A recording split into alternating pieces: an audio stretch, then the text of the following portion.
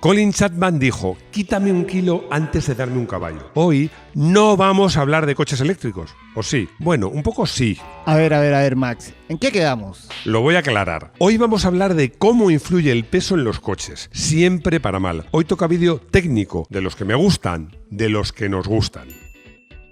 Bienvenido a Garaje Hermético. Enciérrate con nosotros.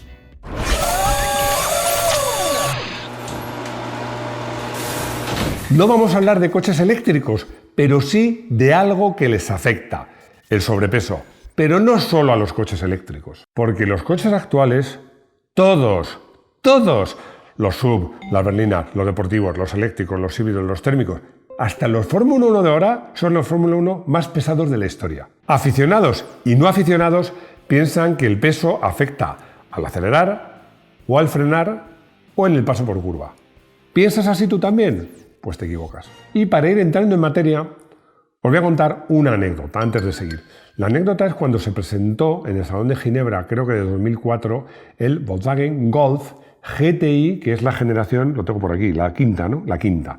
Era un coche de 200 caballos, 4,2 metros, es decir, poco más de 4 metros, y que anunciaba un peso de 1.335 kilos. Yo probé ese coche y lo pesé. Nunca encontré una unidad que pesase mucho menos de 1.500 kilos. Pero me acuerdo que en el Salón de Ginebra, el entonces presidente de Volkswagen me dijo: con este coche recuperamos la esencia del primer GTI. Y dije: ¿qué me estás contando? Eso es, el primer GTI anunciaba 780 kilos. O sea, la mitad que este prácticamente, y tenía 112 caballos. Dice: bueno, pero da igual porque acelera y frena. Sí, acelera y frena, e incluso tiene una paso por curva muy bueno. Pero donde un coche muestra su deportividad, su grado de conducción, se muestra eficaz, es cuando cambias de recta a curva o cuando haces curva y contracurva. Y es que, insisto, cuanto más influye el peso y más afecta al grado de conducción, cuando más eficacia resta, más agilidad resta y afecta más a la seguridad, es en ese momento en que estás más recto y comienzas a girar, o estás girando para un lado y giras para otro. Y esto es lo que distingue realmente a los coches, que son divertidos de conducir, y a los coches verdaderamente deportivos. Bueno, entrar en la curva y luego rápido por ella, pero donde más se marca la diferencia es en el momento de entrar en curva. Fijaos si no en los Fórmula 1, que son el paradigma de la velocidad. Es que si os fijáis, sobre todo en las curvas cerradas, es un espectáculo, bueno, y en las rápidas, como una simple inclinación de volante, el coche entra en curva. Claro, son ligeros, con mucho apoyo aerodinámico. Es alucinante. Y es que los coches deportivos, y ya los coches de carreras, y ya los Fórmula 1, están hechos para girar. Siempre, lo comento muchas veces, me encantan esas imágenes, sobre todo que enchufan a la recta, que el coche llega por la recta.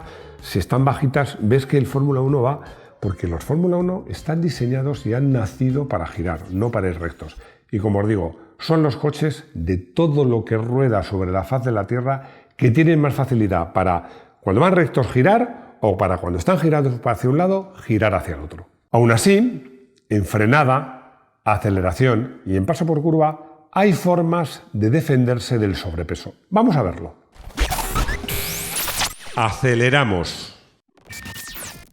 En la aceleración influye una buena tracción, un buen desarrollo de cambio, un buen embrague, pero lo que más influye, lo que es determinante, no es la potencia, no es la potencia, es la relación peso-potencia. Es decir, dicho de otra manera, ¿cuántos kilos tiene que arrastrar cada caballo? Esto es lo clave para que un coche acelere más o menos. Una relación en el entorno de 8 kilos por caballo no es de un coche deportivo, pero ya es un coche que demuestra un cierto dinamismo. Para que os hagáis una idea, es un coche con 200 caballos, un coche moderno que pese 1.600 o 1.500 kilos, más bien 1.600.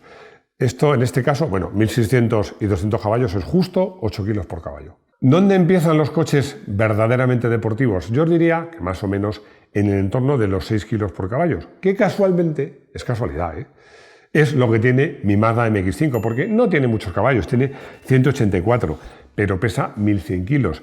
Pero vamos a tomar otra referencia de un coche que no es nada deportivo y tiene una relación peso-potencia similar. Por ejemplo, un Audi Q7 TFSI, que tiene un motor de 3 litros, un V6 y además otro eléctrico. O sea, en total 381 caballos, que, oye, ya son caballos, sí, claro, pero es que pesa 2.500 kilos, con lo cual la relación peso-potencia es 6,56 kilos por caballo, bastante peor que la de mi coche. Os voy a poner otro ejemplo, porque además voy a elegir un coche de una marca, pues guay, un Porsche.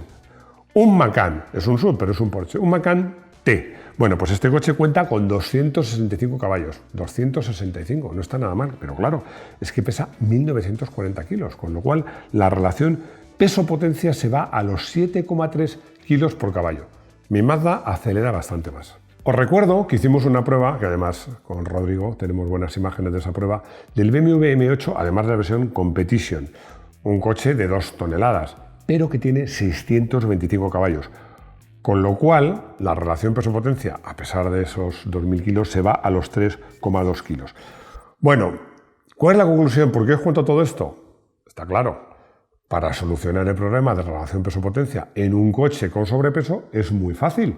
Le pones un motor más potente, pero claro, va a ser más caro, va a ser más complejo, va a gastar más, va a tener más emisiones, pero acelerando, a base de potencia, el peso sí puede pasar desapercibido. Frenamos. Vamos ahora con la frenada, donde pensaréis algo parecido. Bueno, a base de freno gordo se soluciona. Bueno, sí y no, porque vamos a ver, conseguir una buena frenada, una frenada de emergencia buena, es relativamente fácil, aunque el coche pese mucho. Le pones unos buenos discos, buenas ruedas, mucha asistencia al pedal de freno y un buen ABS. Y así consigues que una primera frenada, distancia de frenado bastante reducida. Pero ¿qué pasa si haces una conducción deportiva? Eso ya no sé si se puede decir, dinámica, bajas un puerto con mucha carga o bueno, con todas las plazas ocupadas, no digamos ya si ruedas en un circuito. Allá no vale eso, ¿eh? Ahí ya si el coche tiene kilos, necesitas unos discos enormes, si es posible cerámicos o carbocerámicos, bien ventilados, unos frenos impecables, porque si no, la primera frenada va a ser buena, la segunda regular y a partir de ahí van a ser cada vez peores. Me estaba haciendo, Rodrigo, una reflexión porque he dicho lo de ir con el coche cargado. Ojo, si tú tienes un coche muy ligero, vamos al ejemplo del primer Golf, que pesaba 680 kilos, si van 4 personas, vamos a calcular una media de 75 kilos y equipaje son 350 kilos, haciendo cuentas muy redondas, mucho equipaje. Es decir, un 50% de la tara del coche. Pero si vas con un coche eléctrico de 2000, con un Tesla de 2.500 kilos, 350 son porcentualmente mucho menos kilos. Pero en cualquier caso, la conclusión es un poco la misma de antes. A base de dinero, a base de mucho dinero, de frenos carbocerámicos o muy grandes, buenas pastillas, buen líquido, buen ABS, en frenada el sobrepeso también puede llegar a pasar desapercibido. Paso por curva. Las cosas se van complicando un poquito, porque conseguir que un coche pesado tenga un buen paso por curva, volvemos a lo mismo, a base de dinero, es decir, buenas suspensiones, muy buenos amortiguadores, ruedas muy anchas y de calidad, puedes conseguir que a pesar del peso tenga un rápido paso de curva en seco. Porque, ¿qué pasa si llueve?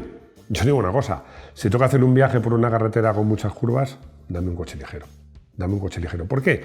A ver, porque muy buenas suspensiones y muy buenos amortiguadores, cuando la carretera está mojada, no tienen tanta influencia porque el apoyo no es tan violento. Las suspensiones trabajan y los amortiguadores mucho menos. Importa mucho más el peso y los neumáticos. Y claro, es que el mojado, unos neumáticos, por muy buenos que sean, excesivamente anchos, que serían imprescindibles para un coche pesado tenga paso por curva en seco, se te pueden volver en mojado en tu contra. Así que podemos decir que un coche con sobrepeso puede conseguir, lo digo otra vez, a base de dinero, que el paso por curva, al menos en seco, sea bastante rápido, a pesar, os digo, de tener sobrepeso. Primera conclusión.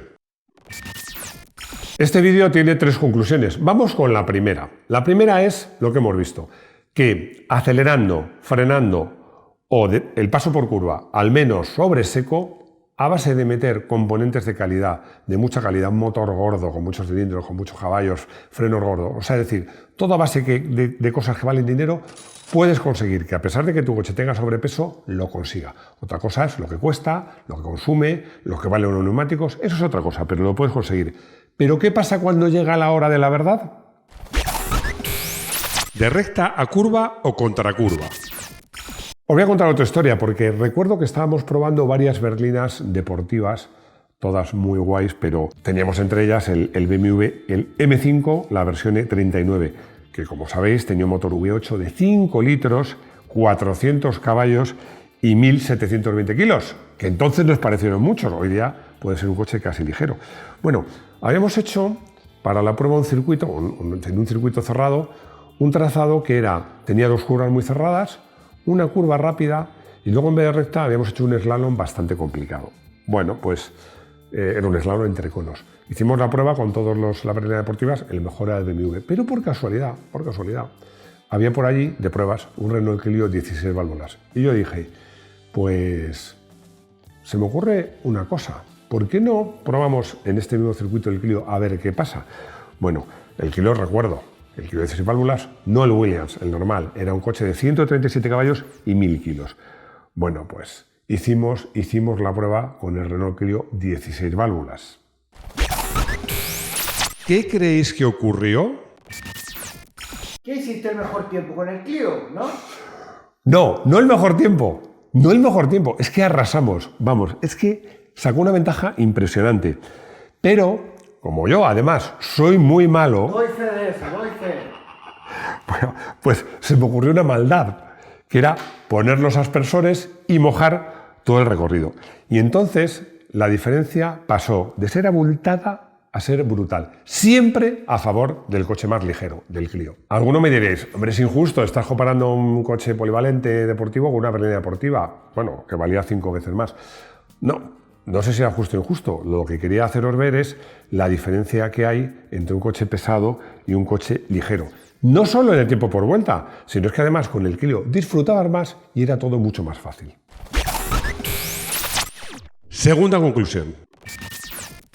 Y llegamos a la segunda conclusión, y es que para hacer un coche ágil, eficaz en conducción deportiva o dinámica, para disfrutar al volante, para hacer coches más económicos, que gasten menos combustible, menos neumáticos, que sean más sencillos de reciclar, que tengan menos emisiones, hay una cosa que está clara: cuanto menos kilos, mucho mejor. Más peso, menos seguridad, más emisiones. No me voy a extender sobre este tema porque hicimos un vídeo que lo titulamos ¿Los coches eléctricos peligrosos? Bueno, nos referimos a los coches eléctricos, pero en realidad lo que llamamos la atención era que el tema del peso, del exceso de peso, y los coches eléctricos en general son bastante pesados, pues afecta a la seguridad.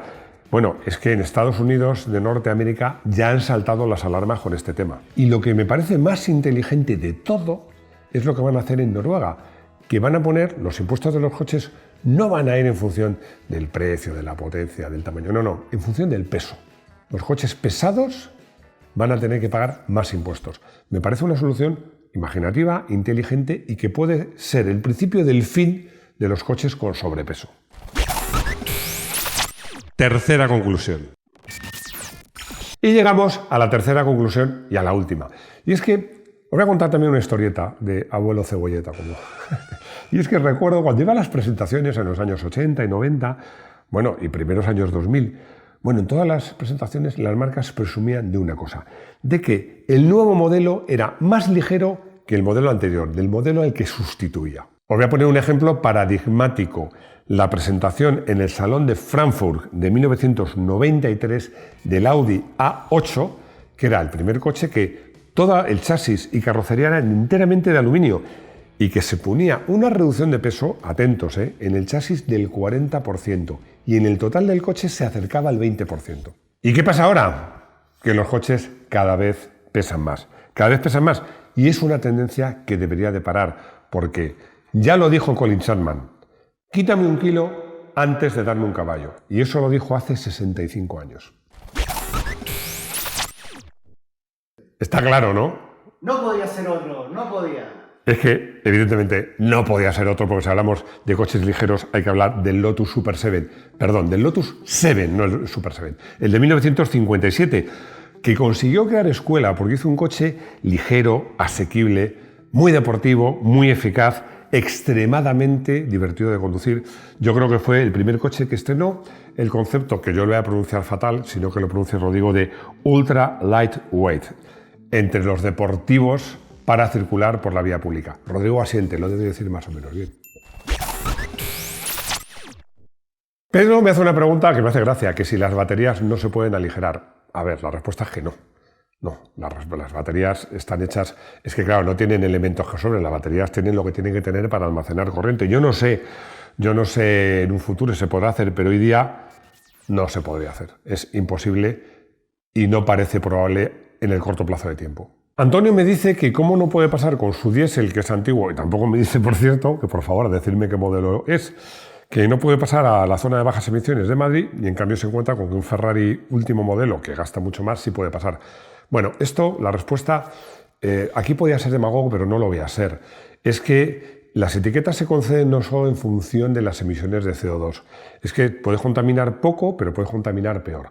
Importa los óxidos nitrosos, las partículas, el combustible sin quemar. Entonces, por eso, tu coche, si es antiguo, no cumple las homologaciones que el Ferrari sí cumple. Probablemente el Ferrari emita más CO2, pero no emitirá ni combustible sin quemar, ni partículas, ni óxidos nitrosos. Tiene su lógica y yo creo que, además, es justa.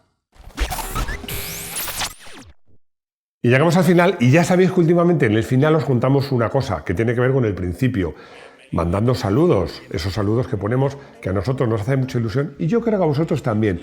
Ya sabéis las 3 reglas. 1, horizontal. 2, con buen sonido. 3, imaginativas. Y lo más importante, hay premio. Hay premio, porque cada 3 meses elegiremos 10 que votaréis vosotros y la mejor se lleva una suscripción a la revista 0 a 100. Una revista trimestral de 100 páginas que es, bueno, una maravilla de fotos, de contenido, vale la pena. Y nada más, muchas gracias por estar ahí, por vuestros comentarios, por vuestros likes y espero veros de nuevo en nuestro garaje hermético. ¡Hasta pronto!